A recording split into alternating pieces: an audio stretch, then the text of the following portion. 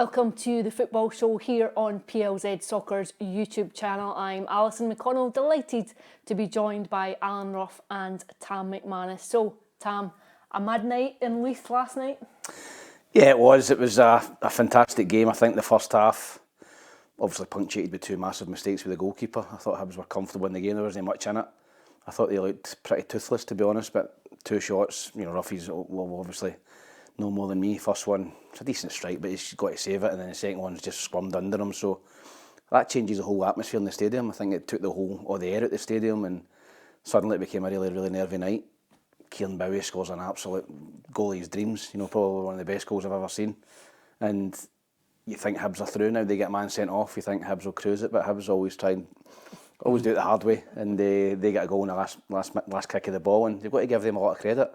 They played for a long period, both legs with 10 men. They're a really young team, and at times I thought the tie is over. No, maybe it's not. Then I thought the tie was over again. It's not. They kept going to the end, but I think everyone at Hibs will be delighted, particularly the goalkeeper Smith. I thought if Hibs went out last night, the Hibs supporters would really have turned on him. Unfortunately, that's the way football is now, and I thought David Gray had a big decision to make at half time. I spoke to a couple of managers. I would remain nameless, and I think most of them said they would have hooked him at half time. So he's obviously got together with Craig Sampson and Liam Craig and thought, no, I think we absolutely. A couple of good saves. He was brilliant in the second half. I thought he showed a lot of character and a lot of bottle, because at half time, when the camera panned to him on the TV, you thought he's shot. He has confidence. At the very end, like 118th, 19th minute. Yeah, he did some great saves. So you've got to give David Gray a lot of credit. I would think 90% of the stadium were thinking get him off at half time, and he didn't. He stuck with him, and it paid off. He made a couple of good saves. So I'm just delighted for everyone at Hibs. I thought they deserved it over both legs, and they've got a really winnable tie, I think, against Legia Warsaw to get into the group stages, which would be phenomenal for Hibs. Did you think it was gone at half time, Ruffy? I think a lot of people thought they were gone. You could see the atmosphere in the stadium. The stadium was absolutely bouncing at the beginning. It looked fantastic. It looks as if Hibs had the four corners. Okay, they're a wee group in the corner, but the whole Edinburgh, that side of Edinburgh, was absolutely so excited. And then all of a sudden the goals were going in, and you could feel the apprehension, and obviously all the good work in the first leg was nearly going out the window. But Tam's right, the goalkeeper just has to hold his hand up. It's too bad. The first one, I couldn't see it from behind the goal. I don't know if it moved a wee bit and he got his hand to it. But the second one, was just a horror. But as you said, he had 2 or 3 good saves in injury time. I think the manager does his work at half time there. It's a hard shout. It's a hard shout taking the goalkeeper off. You take a goalkeeper off at half time, that's unfinished. You don't recover for that, particularly in a high game like a European game, his confidence is going to be shattered. I'm not saying he can never come back again, but he'd be out for a long, long time, because as soon as you want to throw him back in again, it's got to be a time when he's got it off his mind, and that's not going to be in the next 2 or 3 months, so it's a big, big decision, but he's been playing well in the league games, hasn't he? Up until that game. Every goalkeeper makes mistakes, I don't care who it is, but you've just got to live with it.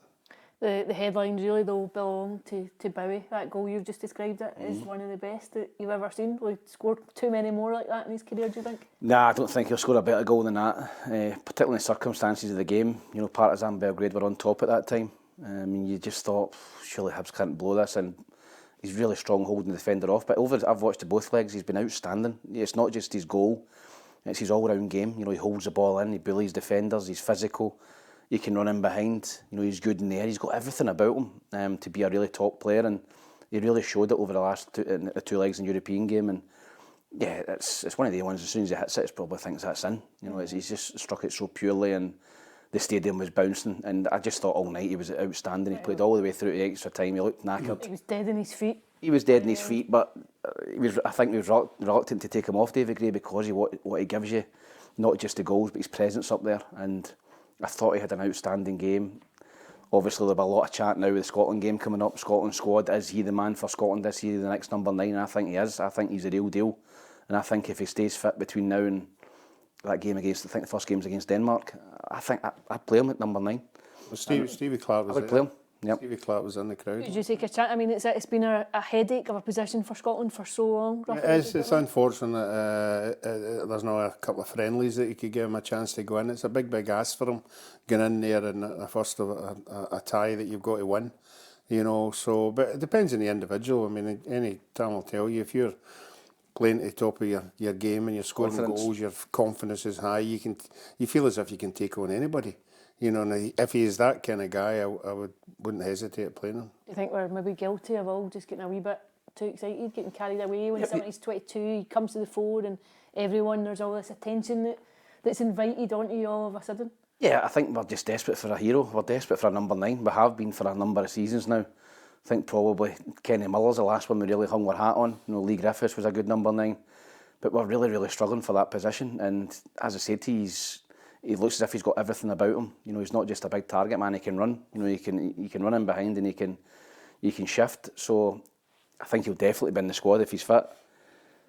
But you're looking about who else. Lyndon Dykes has not been playing for Birmingham. The boy at Ipswich has been in and out their team as well. Lauren Shanklin started decent, but I don't think he's that type of lone striker. So I think he's put himself at the real forefront of Steve Clarke's mind, not only for the squad, but to start in that game. Here's what David Gray had to say about Kieran Bowie last night. The clearance, I think, no, as I say, he take his goal out of it. He was exceptional tonight, everything he done from the first second onwards. A real handful, everything we've spoke about Kieran before. Was there again to see. His goal was a special goal for a special night. Spoke about if you win the game tonight, it would be a special night. He said it doesn't matter how you get through, would be a special occasion. And it was great that it was a goal. That probably a wee bit unfortunate that didn't actually go and win the game there and then. Would you have saved that one, Rafa? Yeah, no, that was different for the one at the weekend. The one at the weekend, this one last night was right in the corner. I think it hit the post, the top and the side on the way in. Is that a no? No, I thought it was a great goal. I thought there was no way the goalkeeper. I mean, I wouldn't even have saved that, don't I? Well, they've got Legia of Warsaw next. They've obviously dropped out of the Europa League and go in out of the Conference League. Would you fancy their chances, Tim? Yeah, I would. I think that Legia Warsaw are obviously a decent side. I think they'll be similar out to Partizan Belgrade. And, you know, Hibs have taken care of them. I think it's probably a 50-50 tie. I think that, you know, it helps that I think the first leg's at home. You can go and try and take a lead over to Poland. But, listen, I think that Hibs go into it with confidence. It's a really relentless schedule at the minute. You know, it's really, really tough playing Thursday, Sunday. They've got another tough game away at Livingston on Sunday, where there'll probably be a few tired legs and a few changes. Do they kind of rest players for that to look ahead to the following Thursday? I don't know what David Gray's going to do, but the Hibs have got a pretty deep squad at the minute. But, you know, European football is tough at the minute, and it'll be even tougher if they get into the group stages. You know, seen it in recent years, some of your clubs have struggled. So I think if they'd have offered Hibs that as soon as Aberdeen beat Celtic in that game, you know, you're one tie away against Legia Warsaw to get into the group stages, I think they'd have taken it. So they've went about it. Probably they've had a toughish draw, and this is one that I think they can go and win. You could sense even just be the celebrations last night, post-match, and the reaction within Easter Road. It looked as though the place was jumping. You can see what the prospect of European football would mean to them, Rafa. Yeah, you can see the players. I would say the players on both sides, every time they scored a goal. I've never seen celebrations like that, you know, just during a game. No, when a goal goes in, they're all over at the dugout and jumping on each other, which is great. Whole place was bouncing, but I mean, it just shows you how you can forget the whole structure of a game. As Tam said, they played with 10 men and Hibs got beat 3-2 and everybody's still celebrating because they won the tie.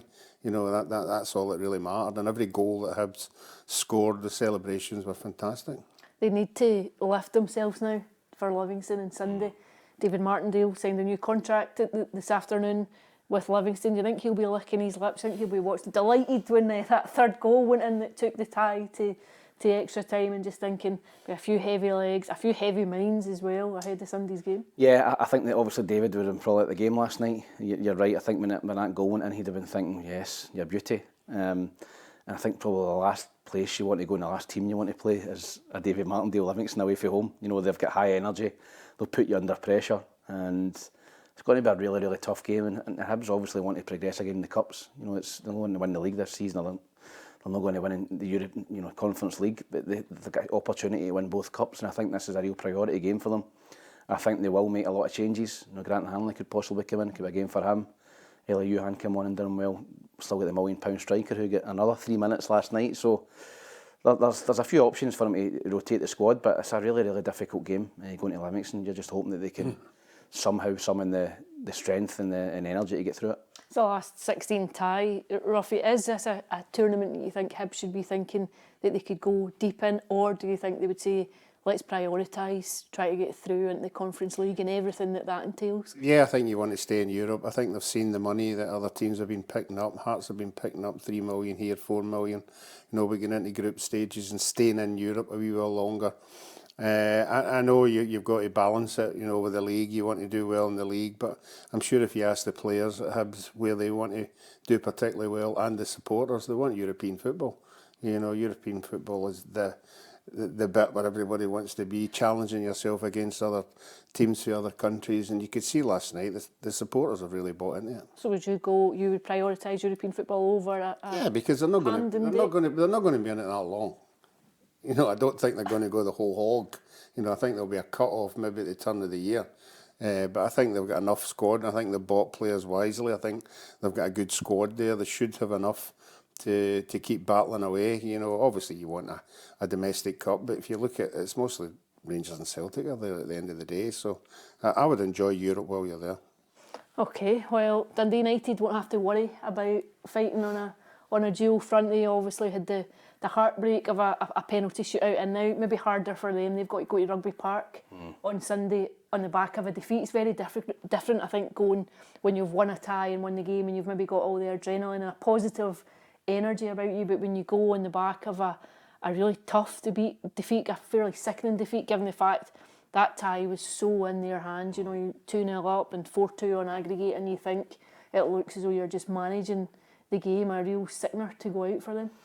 Yeah, well, you know, I just seen the highlights last night, but by all accounts, a couple of my friends were at the game. They were tremendous in the first half, and they should have been 2 or 3 up. They were 2 up, but they could have been 3 or 4 up, and they played really, really well. You'd always expect a club the stature of Rapid Vienna to come back into the second half, but you're right. I think they'll be sickened that they've done the hard part, probably away from home. They'll got that draw, go 2-0 up at home.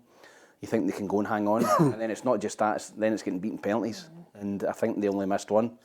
Rapid Vienna scored all 5, you know, so they were ruthless in the penalty shootout as well. In extra time. Yeah, kind of flicking. The boy was through 1-on-1 with the goalkeeper, and that could have done it for them, obviously. But it was a really weak save. It was.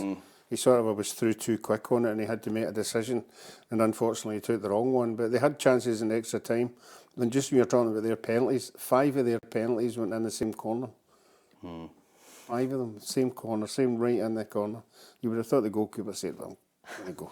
It's got to go that way. You just guessed it, the first 3. Yeah, the first 3 is, no, I would have said it's got to go that way now, you know. You've got to make them think about it. Okay, here's what Jim Goodwin had to say last night at Tannadice. Major disappointment within the group, having been 2-0 up at half time, but we never for 1 minute thought that the tie was over. We respect the opposition. They're a very, very good team, full of quality, and we knew that the next goal was going to be really important. Had we got it, then I think we progressed, but credit to Rapid Vienna. They penned us back there for large periods in the second half, and they got their goals. The disappointing one for us is that it's another set play that's cost us. Obviously now down to Rugby Park for them on Sunday. What have you made of Dundee United so far? I've been impressed with them. I've been impressed with them. I think it's a large turnover again of players. A lot of foreign players, which it's caused a bit of a discussion. Yeah, it's caused a lot of discussion amongst people with obviously the greater good of Scottish football in mind. But listen, Dundee United fans, Jim Goodwin will no bother their backside if they can get results. Doesn't matter where you're from, and they've signed some quality players. Sarpsborg looks a good player, and they've got some strength and depth up there as well. So I've been impressed with them. I think they look good going forward, but defensively. They've leaked quite a few goals, and that was, they were very, very tight last season. They were very, very good defensively. I don't know whether he's going different this season, going to go a little bit more attacking and positive, but I think at the back they need to strengthen up and get tighter. But I think going forward they look really dangerous. So listen, they're out of Europe. They've had a couple of decent results, and they can go and try and concentrate now on the league campaign and the cup at the weekend. Stuart Kettlewell fancies chances, you think, on Sunday? Just on the back, another energy Saturday? Yeah, every time we come in on a Monday after the Scottish teams have all played European football, the first thing we always say is, they're dying in their feet, the travelling and all that carry on, everything goes with it, the extra time. So I think the clubs that they're coming up against will fancy their chances, but they still have to come up with the goods as well. But I think the teams, Dundee United and Hibs, have got enough quality in their squad. I think these games it highlights just the depth that you probably need when you're competing in a European front and then a domestic front. You do need a fairly decent squad, don't you? Yeah, that's why Celtic and Rangers, they can kind of get through it. They've got a deep squad. They can rotate 6-7 players. Dundee United, unfortunately for them, have been really struggling with injuries as well. I think 7 or 8 injuries. They're having to go with the same pool of players, and it's difficult. People will say, "Oh, well, it's football. You play 3 games a week," but it does take it out of you physically and mentally. So they haven't been really able to rotate their team to a certain extent. So yeah, it's difficult. But they're out now. They can, as I said, they can concentrate now on trying to get up the table in the league and try and get through to the next round of the cup. Okay, well, over to Celtic Park now, where they take on Falkirk this evening. It's the first of the last 16 games in the Premier Sports Cup. Ruffy, Falkirk gave a really good account of themselves when they met Celtic at a very similar stage last season. What are you expecting from them tonight? It's a difficult one. I'm really interested to see how they set about it. I think they got a wee lesson last week at Livingston. They went into a game at one stage that they had to try and defend, and they're not used to that. No, you're not used to it. They're used to going forward and playing really good football.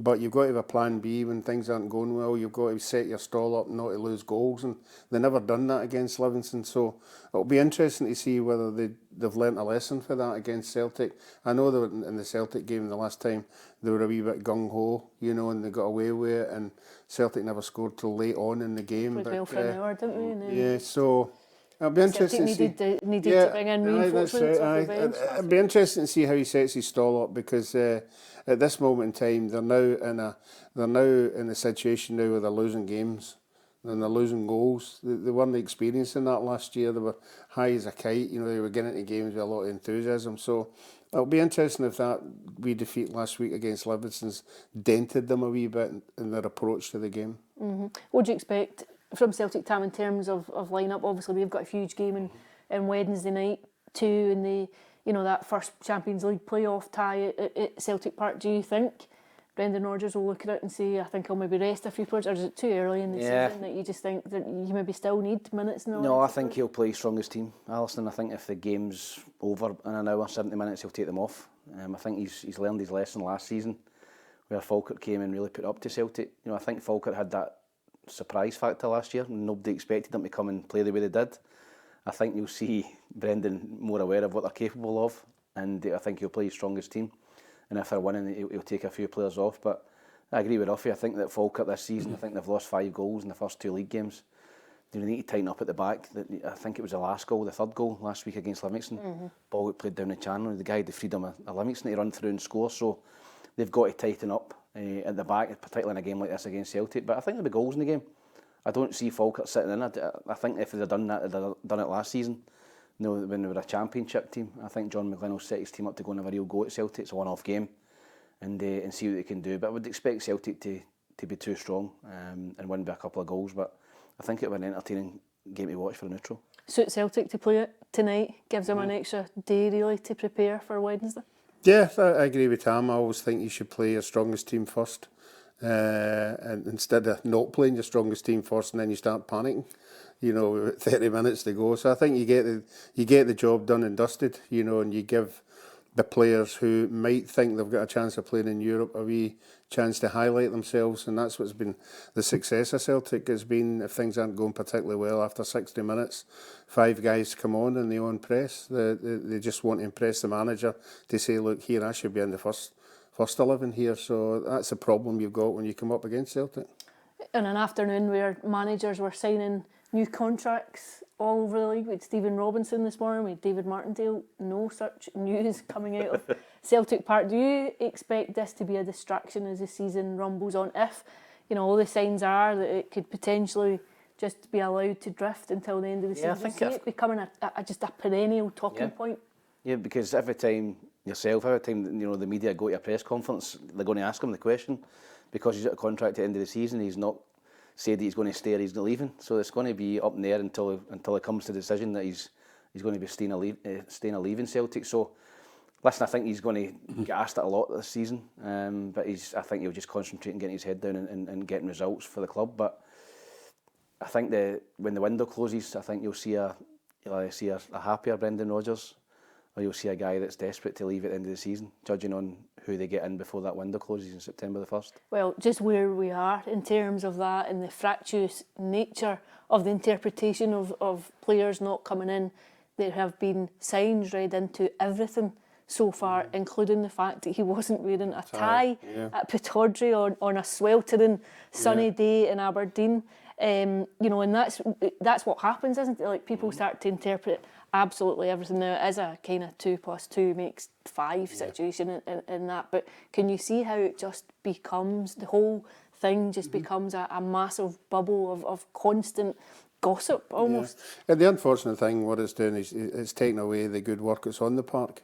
You know, the people are more interested in what you're talking about there. They're not interested in, oh, what a fantastic goal that was Hatate scored, or the way they're playing, the build-up to it was, he's not wearing a tie. You know, and it's absolutely ridiculous, you know, but that's the way it is. But the good thing about that was he came out and hit that one on the head. You know, he didn't let that rumble on. But you're right, the manager thing. He's a bit bemused at being asked about it. I know. I think he was stunned. But, you know, you're right, you know, and it means that every game that Celtic go into, the focus is going to be on the result, because if it's negative in any way, it's going to get flung right into the managers. But again, so they've got to keep winning games. Here's what Brendan Rodgers had to say just ahead of tonight's game against Falkirk. He said, "The club has always notoriously done business towards the end of the window. I think that all managers and coaches want the players in as soon as we can, because pre-season is for preparation and you want to be as prepared as you possibly can be. What has gone unnoticed a little bit is we've made a really good start. That has been clouded a bit with all the negativity surrounding the transfers." Is that fair, Tam? You think Celtic have started fairly comfortably? I think they still look as though they probably have gears to go through still. You would anticipate there maybe be at least 3 before the window closes. They maybe look a very different team on the 1st of September than what they do now. But it's been a fairly solid start, albeit that it's against a backdrop of this kind of these grumblings of where are the signings coming from? Yeah, I think it has been a really solid start for Celtic. You know, they've obviously got a high bar every season. You know, they want to win the league and they want to start well. Obviously, I like the fact that Rangers have dropped 4 points as well, so it always looks better from a Celtic point of view. But yeah, I thought they were obviously 1-0 against St Mirren, but I thought they could have won 3 or 4 on the day. Really, really good performance against Aberdeen, I thought. You know, people are talking about Aberdeen being poor and a bit toothless, but I think Celtic gave them nothing and won that game comfortably. So, yeah, they've started well. They'll be looking to obviously continue that tonight. And as I said, he's right. Celtic do tend to do a lot of their business towards the end of the window. Bar the one season with Ange Postecoglou, I think they've done it all at the beginning of the window. So, even still, I seem to recall, I think Kyogo got off the plane and turned up at Tynecastle. I think. Yeah, that's right. So, yeah, listen, I don't think he'll be panicking yet, but certainly be a panic coming in if he doesn't sign a couple of wingers and at least a striker before the window closes. I think the point he makes there is you want them in at the beginning. You want them in pre-season. You want them bending in, because as soon as a foreign player comes in and he doesn't play particularly well, the first thing is, he needs time to settle. And he's not going to have any time to settle if he comes in the night before a game. You know, he's not going to know his teammates. He's not going to know the style of play that they play. So it is a negative thing, unless it's a right good player that can come in that you can throw in right away. Is it fair to say that it can be difficult to attract players at this stage in a window when you're dealing in a particular kind of market? That's right. The kind of player that you want. There's no doubt about it. I mean, if you're dealing in players for loan, if you say Sheffield or Norwich or something like that, it's easy to deal with because they all want to get out. They want to go to another club. When you go to a club and you're talking about 10 million, 11 million, and the club have to put that player up for transfer, you're then going to persuade them to let their best player go away. So I would think that would be a lot harder to deal with. But again, it depends on what the package is. You know, if you offer enough money, you know, it's easier for the other club to say yeah. But I mean, a lot of times we hear is you're nowhere near it. You know, so if you're the buying club, you are at it a wee bit, trying to get as cheap as possible. Yeah, because no club wants to lose their best players, particularly in the last week of the I was going window. to say, and that gets harder. As a manager, there's nothing more frustrating than that, losing one of your best players at the end of the window. And obviously Celtic will be going for quality. They'll be going for players that are, as Ruffy says, their team's best players, whether that's abroad or here. So I think that's always a tough one. Ruffy's right, getting a loan deal players I want out to play is an easy sell for Celtic. But getting quality in the last week of the window, nobody wants to let their quality players go. Are fans right to be frustrated when they see, for example, the prices of tickets on Wednesday night, when they see that there are reserves? Are they right to say we expect maybe a better structure? What's the transfer strategy? Should there be a more modern entity underneath the club in terms of recruitment, and should it be a bit more seamless in this? Or is it fair to say it can be tough for clubs when you're dealing with a particular level of player who will have options elsewhere and who will be being advised by agents, sit tight and see you might get a better league come the end of the window? Yeah, and listen, Celtic are a huge club in European football, but every player abroad would want to come to the English Premier League, and they'll be saying to their agent, can you get me to the English Premier League? Can you get me maybe Serie A, the Bundesliga? It's not Celtic, it's the league that they're coming to. And Celtic's obviously a big carrot as, I can offer you Champions League football. They're not quite done that yet, so maybe after that, if Celtic get through, there's a carrot for guys listening. I don't know, Bournemouth or Brighton or Brentford want you, but Champions League football, I know it's not as good a league. So I think there will be a lot of movement if Celtic get through against Kairat Almaty, which we all expect them to do. I think after that it'll be an easier sell to get the quality players from abroad to come to Celtic. 2 wingers and a striker, according to Tam. What do you think? Yeah, I think so. Obviously with Jota and Kuhn leaving, they were big players last year. Jota's still there, he's just about injured. Yeah, I know, but he's not going to be helping any for a wee while yet. But and again, the number 9 hasn't been convincing. I think every Celtic supporter is still waiting on him doing something. I know he scored a lot of goals last year, but if you're a centre forward in Celtic, with the amount of possession you've got to score at least 20 goals. But I don't think they've got that number 9 yet for Champions League football. Maeda, he'll just get thrown out wide again. You're right, I think 2 wingers. But you look at the midfield players they've got, there's no need, to bring spend any money at all with the 3 that's playing now and the 3 that's sitting on their backside. It's oversubscribed. I always think a centre half. I think the boy, I keep repeating myself, I think the boy Liam Scales has come on leaps and bounds. I think he's 100% better player than what he is, but I think in the top level of Champions football, he just got caught out a wee bit. And Cameron Vickers' injury, I saw a bit in the paper saying, I'm playing through an injury every game, so he's just a wee bit away from whatever he's carrying, so that is, I always think that is a big play. We spoke about Dundee United there and Hibs. I think when you go into Champions League, European football, you've got to see a game out. You've got to have people at the back with experience who say, right, we're 2-0 up here or whatever we are. We're not going to lose 2 goals here. We're going to be tight. And I don't think Dundee United and Hibs are at that level now, that style to see a game out, as it was proved last night. Mm-hmm. Is Maeda irked at going back out wide, do you think, Tam?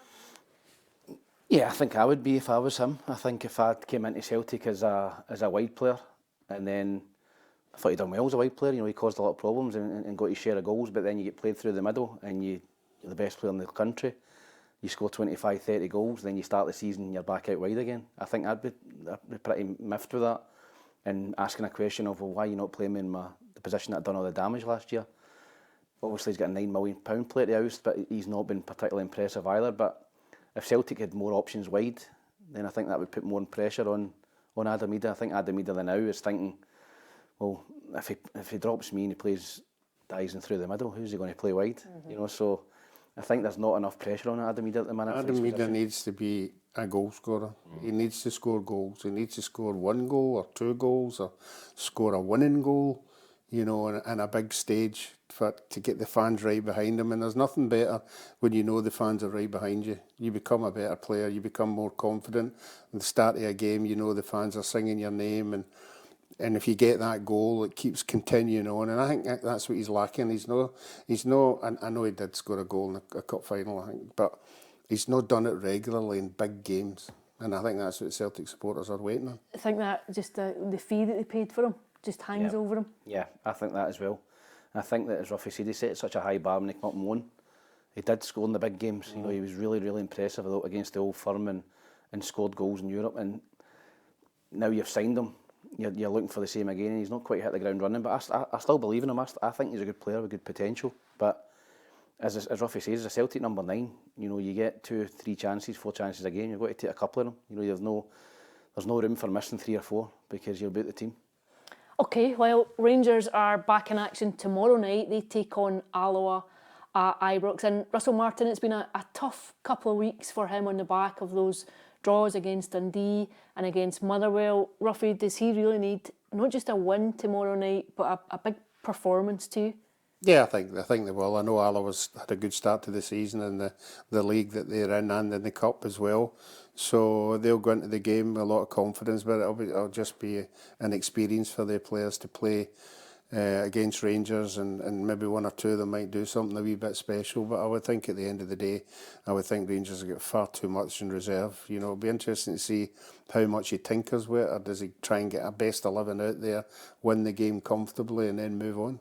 I think everyone would envisage it being straightforward for Rangers tomorrow night, but there might be a few Alloa players there just looking at what happened when Queen's Park went to Ibrox. Do you see it being straightforward? Do you see it just being a case of don't panic, it's just a case of going out, being professional, ignoring the build-up of noise that's just surrounded the club across the last week or so?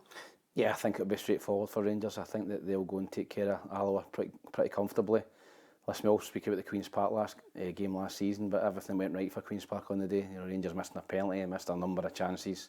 Alloa got Queen's Park got the part and score. So listen, it is possible, but I just don't see it at this stage of the season. I think the Rangers will win the game comfortably, but there'll be a lot of Rangers supporters having a wee bit of fear at the minute because of the way they've started, and because these are the games Alloa come and sit in, and these are the games that Rangers really usually struggle in. I think if Rangers were playing Aberdeen at home or Hearts at home, they'd probably be more confident than this, but I don't see anything other than a straightforward Rangers win. Okay, well, Kerry Pollock goes out at the Rangers training centre this afternoon to hear what Russell Martin had to say.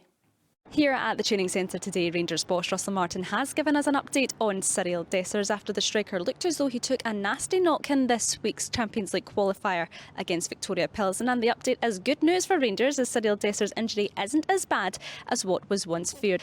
Russell Martin also talked about the pressure that's on these players going forward, particularly domestically, and the criticism that comes from outside this building can't affect their efforts going forward no matter who it comes from.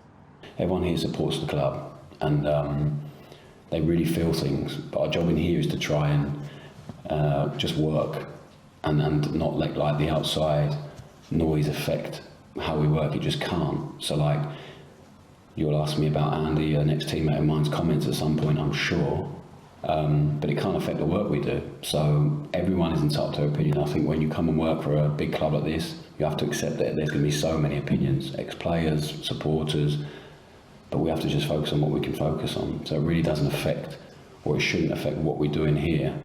In terms of this weekend, Rangers host Alloa in the Premier Sports Cup, and the manager has maintained that his side must be ready for just about anything. I think teams will do whatever they want to do. I think it will look different. I don't think everyone's going to come on low block. So tomorrow might look different to, well, I expect will look different to Tuesday. So we have to be ready for everything. We have to be prepared for everything. So as a manager and as a coach, you know, I have to look at my part in the Dundee one, and maybe we didn't get enough messages about that. So we've done a lot of work on that since, and hopefully we'll see that tomorrow. But we have to first turn the game into that and make sure it is that, and then work out ways and find ways to break it down. So it's been good learning. I said this to you guys, we're so early on in the process, everything's going to be about learning. It all takes place this weekend at Ibrox. Kick-off is at 5:45. Okay, a few interesting points raised there. Just first of all, Russell Martin talks about ignoring the noise and not listening to the drama that goes around and surrounds Rangers when things aren't going well. As a player, how easy is it to do that, just to stay single-minded, to trust the process essentially?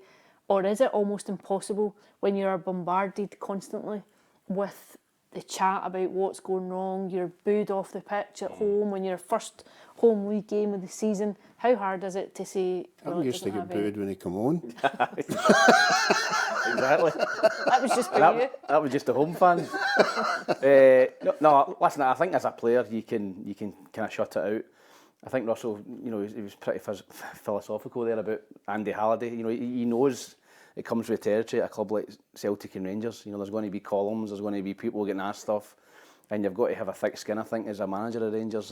Or as a columnist. As a columnist, you've got to have a thick skin as well, because I know I've upset maybe people at Hibs as well at certain times, but everybody's entitled to their opinion, and he didn't really have a bite back at Andy there, which I thought was pretty good. So, yeah, I think he's concentrating on Rangers, he's concentrating on getting performances, getting wins, and he knows if Rangers win games and play well, it'll be positive outside the club, and people will be speaking positive about the club. But yeah, you've just got to get on with your job. And starting for Alloa, I think obviously with the game on Tuesday at home at Ibrox, I think the Rangers will rest a few key players, and they should have enough to beat Alloa anyway. But Tuesday's obviously a massive game for them as well, but you'll be looking for a good performance, a few goals, and to go into that tie on Tuesday in good fettle. Yeah, without doubt. But obviously when he talks about, I've been here before at clubs, I've seen a sticky start. I can see that it can be, maybe there are teething problems when you first try and implement a new style of play and come in and try and get a team to adhere to how you want to set up and play, that there can be issues. The problem is that Rangers and Celtic too, they're very unique environments to work in, and that you might not always get the time to see that out, just because the intensity of the club is probably unlike anywhere else. Yeah, and I think he's right. As soon as you walk in that door at Celtic or Rangers, it's a different deal, because I would hazard a guess, particularly at Rangers, all the players that Rangers have signed, I think it's 10 players have signed, I don't think any of them came from a club that's played in front of 50, 60,000. So that's the first thing you've got to deal with.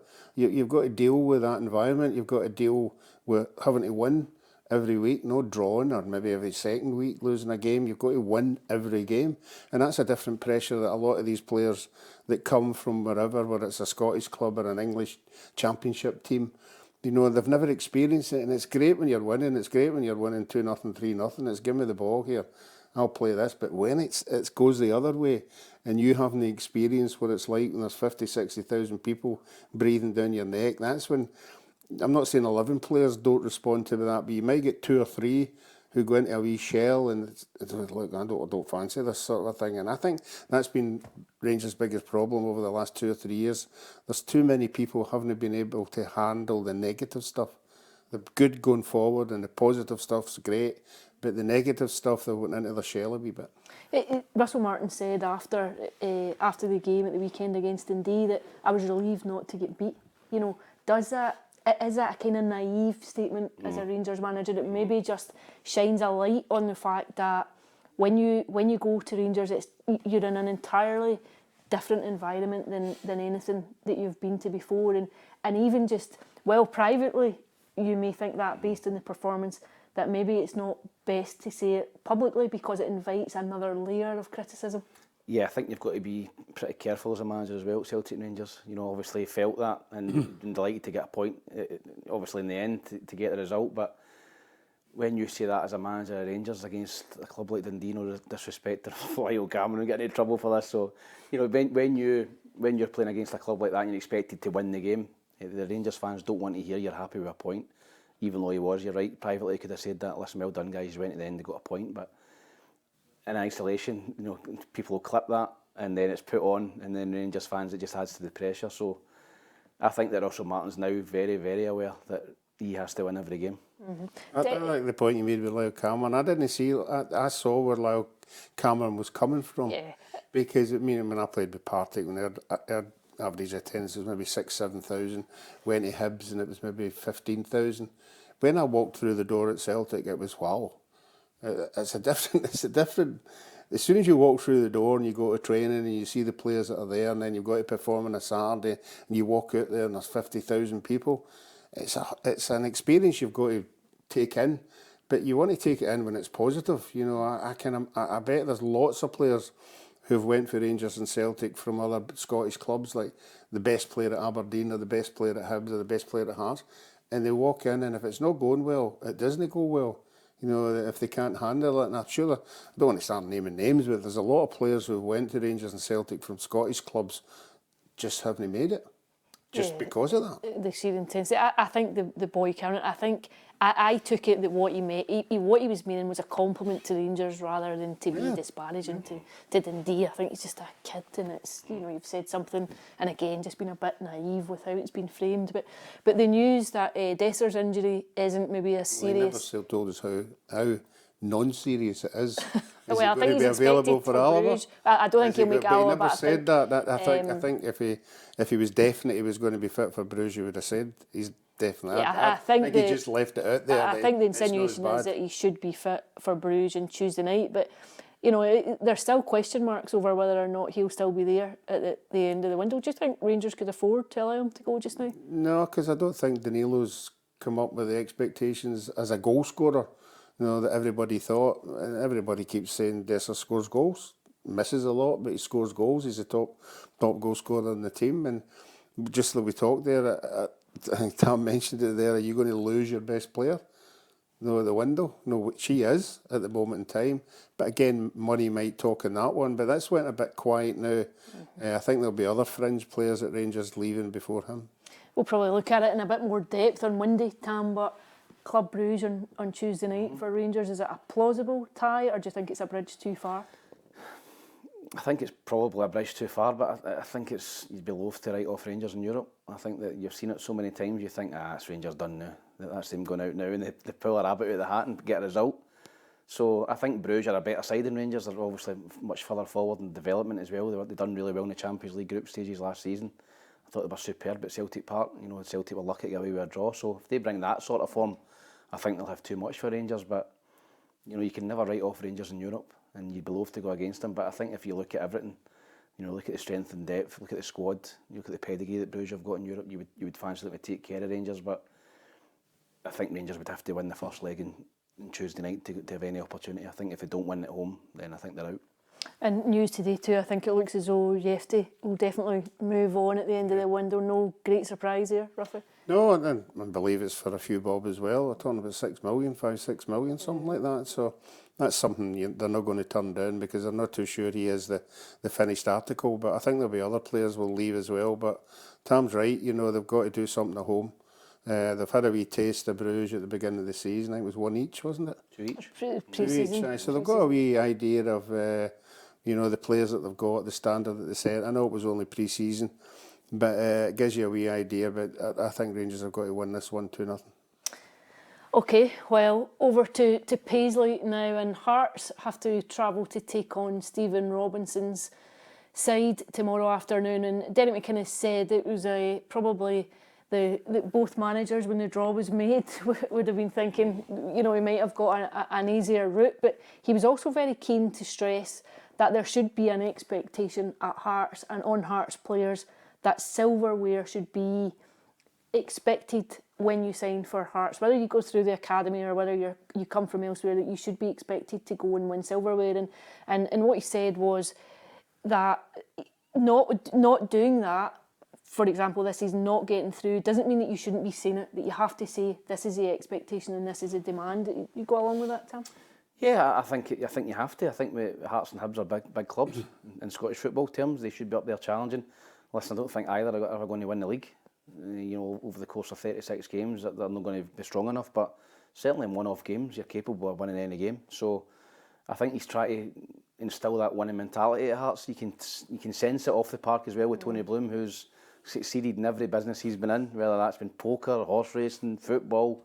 You know, he's really, you know, he's a very, very shrewd cookie, and I think you've got a guy in it, Derek McManus, you know, who's a really experienced manager as well. I just think they're trying to set that bar higher, and they're trying to instill that winning mentality, trying to get that siege mentality to say that, listen, we're Hearts, we're a big club, we should be challenging to win trophies, and I think that's where the expectations should be for a club the size of Hearts and Hibs.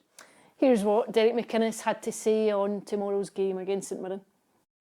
I said this to him a few times now, that there's not one player I don't think should have signed for Hearts without having that aspiration or hope to win a trophy here. There has to be that I mean, players sign for clubs for loads of reasons, financially, whether they come through the academy or whether you sign from when people see it as a stepping stone to something bigger or whatever. But and really a huge part, a fundamental part of signing for a club like Hearts should be that you want to be successful and live silverware. Ruffy, Hearts won the League Cup in 1963, last major trophy in 2012. Is this a season for a trophy? I think they should be there or thereabouts. I think Aberdeen and Hearts have been the two teams, and Hibs, obviously, on occasions, have went through the semi-finals quite a lot, but not the finals and winning it.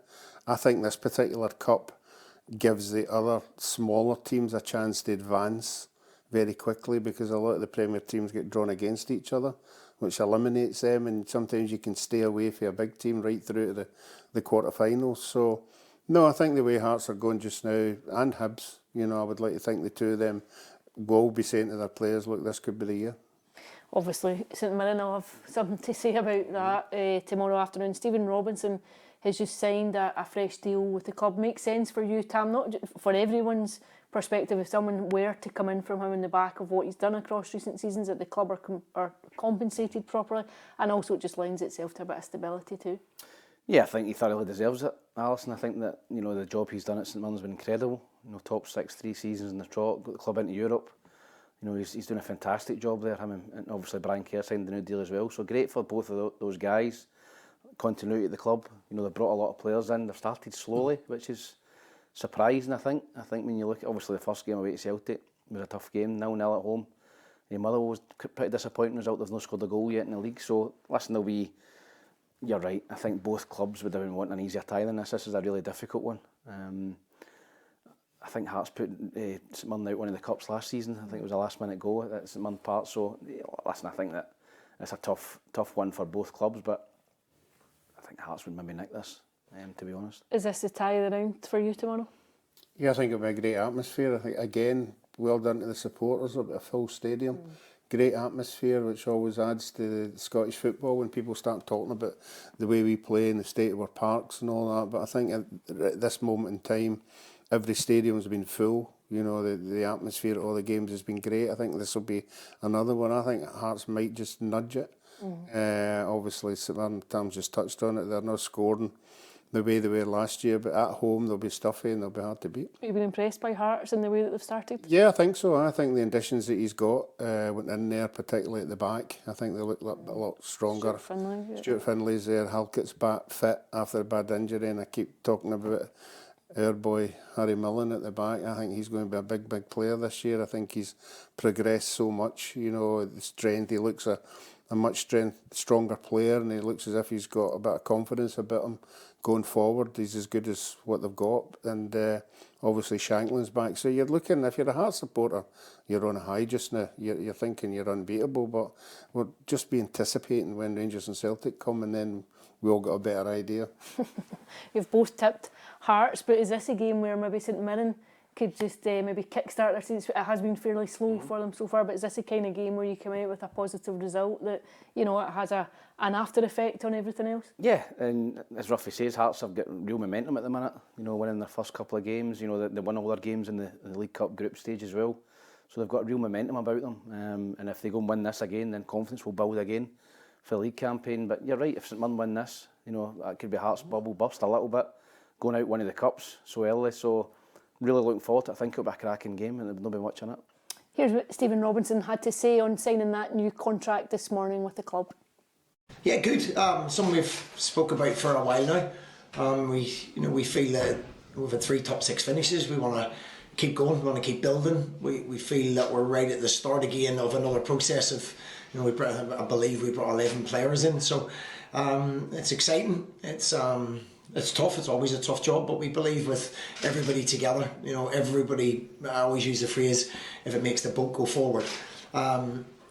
We've got everybody at this football club, you know, the directors at the football club, Jim Gillespie, Keith, who we have a really good relationship with as a staff in terms of pushing the club forward, and everyone's trying to do the same thing, is try and push it forward as quickly as we possibly can within our limits. And you know, we don't have a magic wand, but what we have is a really good group of people all wanting the same thing.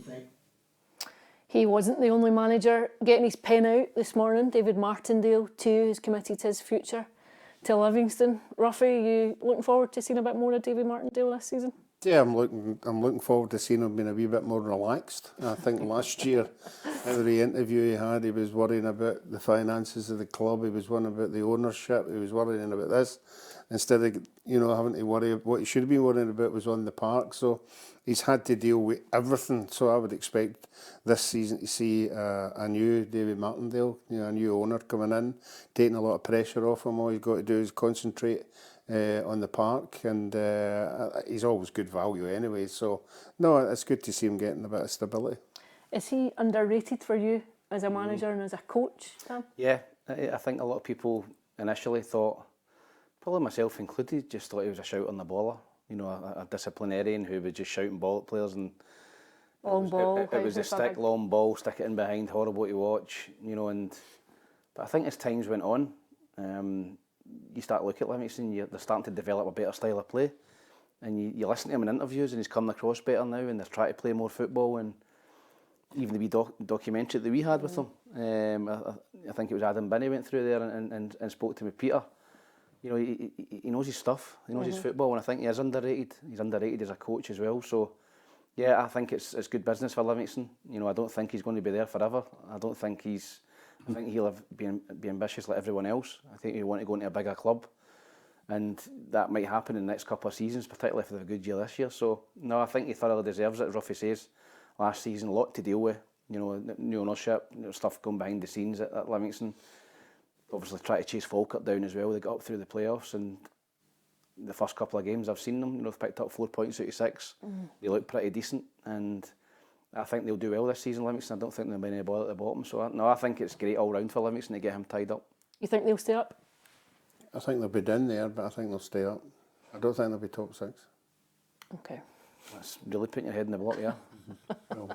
Let's have a look at the fixtures across this weekend in the Premier Sports Cup. Obviously tonight's game at Celtic Park, Celtic and Falkirk, and then we've got Morton against Aberdeen, Thistle against Ayr United, St Mirren against Hearts, Rangers against Alloa, St Johnstone against Motherwell, Kilmarnock against Dundee United, and Livingston against Hibs.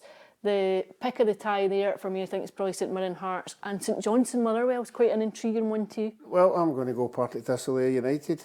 I think that would be a great game. Good atmosphere there. Both teams, don't think there's much between them. Scott Brown going back there. There's a few Partick Thistle players in that Ayr United side, so I think there'll be a wee bit of needle going on there. Bannigan's in there, Kevin Holt's and Forgot Bannigan. Yeah, I think he's got a wee injury just now, but Thistle really need to start winning games. They've had a good, obviously, section, but now they've got to start winning.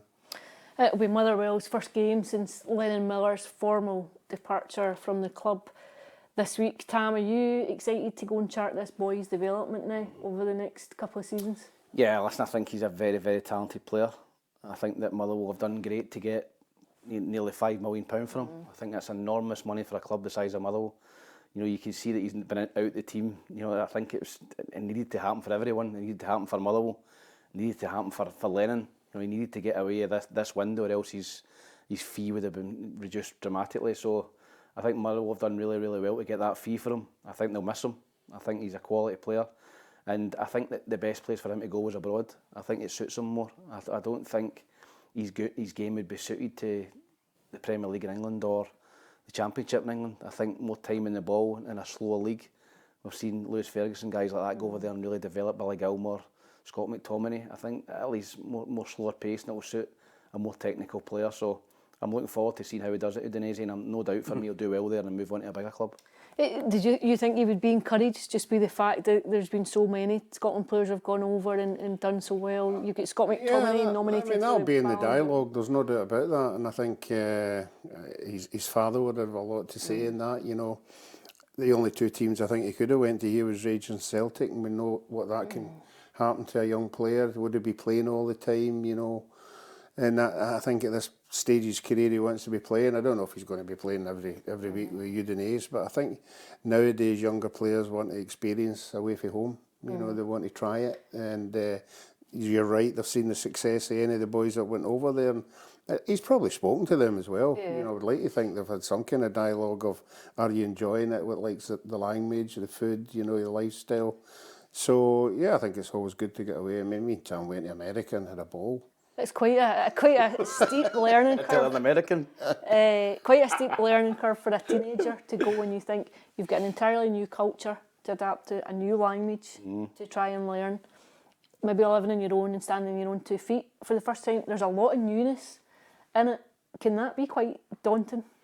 Yeah, I think it will be. I think as an 18-year-old kid going to Italy, I think it will be daunting. I think he's still a very, very young man. As Ruffy says, I don't know if maybe his father or his mother or whatever will go over with him and try and help him. I know Josh Doig's mum and dad went over and stayed with him when he first signed for, I think it was Verona. They went over and helped him settle in, and I think Find that your helped feet a him wee just bit. to find his feet, get a flat, maybe stay with him. You know, do his cooking and his washing and whatever, and let him concentrate on the football. But I do think that it's going to be difficult for him initially, but listen, I think he's going to go over there and enjoy a real different culture from Scotland. If it was my son, I'd be insisting I went. Me too. As long as Especially if it we got a beach. If it was Florence or Tuscany or somewhere like that, you'd be like, I'll come with you. There might be a bit of relief for Jens Bertolascu now, because all we've been asking him for the last couple of weeks is what's happening. So here's what he had to say on the move. We're not going to get a replacement for Lennon, because he's a player you can't replace. But we need to have a squad where we have all positions covered and enough numbers, and that's the job. Obviously, he leaves a slot in midfield open. I think some of the guys combined with the ones we already have, but some of the guys that has come in, like in Elliot and Lucas, has stepped in and done fantastically so far. And show more than capable to fill the gap. Big shoes to fill for whoever takes that position. But in terms of St Johnstone tomorrow, Ruffy, do you think they might have a bit of a point to prove going down? Yeah, definitely. I think they've started particularly well. I think they've started really well. You know, we saw at the end of the season that he was starting to rejig this Johnson team. He's brought a lot of experienced players in there. So no, I think that'll be a tie to watch. You know, as I said earlier, I think the 6 of the ties are all Premier League teams playing each other. So this is one. I think one maybe could just drop it. Aberdeen down to Greenock. They take on Morton. Jimmy Tillene's been well backed this summer. That's 8 players come in. Keenan Balalovic, I think the 8th signing. It's been a fairly difficult start for them, obviously. Tynecastle the first night, that Monday night, the first season, then they had Celtic. No points from their opening league games. A bit poor, I thought, on Sunday against Celtic, but maybe too early, Tam, just to judge them. Yeah, I think it is. I think they've had a tough start. I think if you're an Aberdeen fan, you're looking for a bit more, right enough, with the money that they've spent. I think the number 9 area seems to be the one that they're lacking. They seem to have signed a lot of wingers, wide players, but I think that number 9, I've not been impressed with the boy Yengi yet. Those still early doors. They've got a couple of other options in there as well that they could play, but I think that's on the basis of the first 2 games that I've seen. I think that's where they're going to struggle, is that number 9 and getting a goal scorer in. But I would expect them to go to Morton and win the game. You know, Morton will be stuffy. You know, it's a tough place to go, Capello in a cup tie. But start of the season, nice weather, decent park. You know, Capello can be difficult in December, January, but I think that they'll go there and they'll get through to the next round. Not a Darvel. Not a Darvel, no.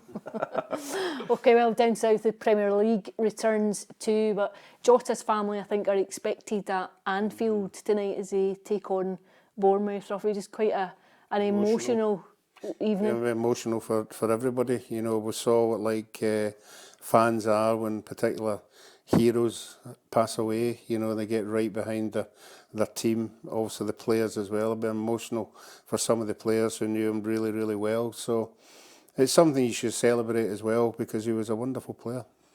Difficult for everyone in the dressing room, I think, going back to the club and going back to the training ground, and you know, it must be really difficult to try and get your head around it.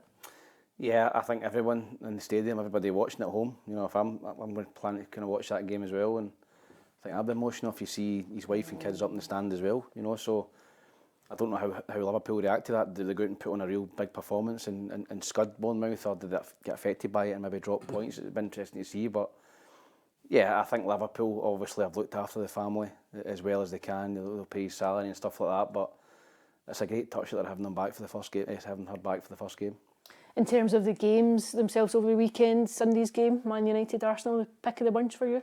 Well, everybody will be looking at Man United. Man United were all over the place last year. They're still debating whether they need a goalie or they don't need a goalie. Do they need a centre forward? Do they need this?